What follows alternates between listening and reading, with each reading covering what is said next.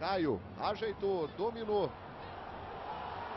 Foi dominado com tranquilidade pelo Paulo Roberto. E aí a avançada. Mário Lúcio, dentro da área para o Mazzola. Chegou, Dani Moraes caiu, Mazzola levou no fundo, Ricardo Xavier, é gol! Gol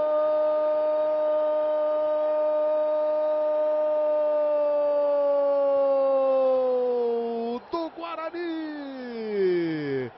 Ricardo Xavier numa grande jogada do Guarani, na puxada do contra-ataque. Nós vamos ver tudo de novo. Aí o Mário Lúcio, o Mazzola abriu, aí o Dani Moraes saiu na marcação, caiu, deu espaço, o Mazzola cruzou e o Ricardo Xavier, mais rápido que o Fábio Ferreira, colocou a bola na rede. Veja por outro ângulo, olha o Dani Moraes que já deu o bote no primeiro momento.